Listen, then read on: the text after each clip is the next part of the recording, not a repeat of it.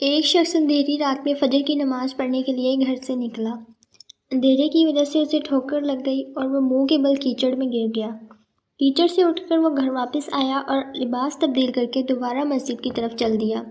ابھی چند قدم ہی چلا تھا کہ دوبارہ اسے ٹھوکر لگی اور وہ دوبارہ کیچڑ میں گر گیا۔ کیچڑ سے اٹھ کر وہ پھر دوبارہ اپنے گھر گیا، لباس بدلا اور مسجد جانے کے لیے دوبارہ گھر سے نکلا۔ جیسے ہی وہ اپنے گھر سے باہر نکلا تو اس کے دروازے پر اسے ایک شخص ملا جو اپنے ہاتھ میں روشن چراغ تھامے ہوئے تھا۔ چراغ والا شخص چپ چاپ نمازی کے آگے مسجد کی طرف چل دیا۔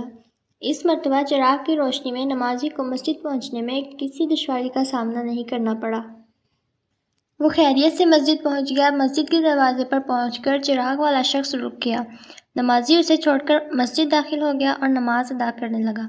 نماز سے فارغ ہو کر وہ مسجد کے باہر آیا تو وہ چراغ والا شخص اس کا انتظار کر رہا تھا تاکہ اس نمازی کو چراغ کی روشنی میں گھر چھوڑ آئے۔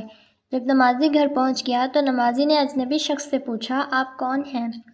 اجنبی بولا، سچ بتاؤں تو میں ابلیس ہوں۔ نمازی کی تو حیرت کی انتہا نہ رہی۔ اس اجنبی کی یہ بات سن کر نمازی سوچنے لگا، ابلیس شیطان کیسے مجھے مسجد تک چھوڑ سکتا ہے؟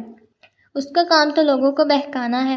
تو اس شخص نے بڑی حیرت کے ساتھ ابلیس سے پوچھا، تجھے تو میری نماز رہ جانے پہ خوش ہونا چاہیے تھا، مگر تم تو چراغ کی روشنی میں مجھے مسجد تک چھوڑنے آئے۔ ابلیس نے جواب دیا کہ جب تمہیں پہلی ٹھوکر لگی اور تم لباس تبدیل کر کے مسجد کی طرف پلٹے تو اللہ تعالیٰ نے تیرے سارے گناہ معاف کر دیے۔ جب تمہیں دوسری ٹھوکر لگی تو اللہ تعالیٰ نے تمہارے پورے خاندان کو بخش دیا، جس پر مجھے فکر ہوئی کہ اگر اب تمہیں ٹھوکر لگی تو اللہ تعالیٰ کہیں تمہارے اس عمل کی بدولت تمہارے سارے گاؤں کی مغفرت نہ فرما دے، اس لیے میں چراغ لے کر آیا ہوں کہ تم بغیر گرے مسجد تک پہنچ جاؤ۔ اس شخص نے جیسے ہی یہ بات سنی تو اس نے اللہ تعالیٰ کی بارگاہ میں اپنا سر جھکا کر اللہ کا شکر ادا کیا۔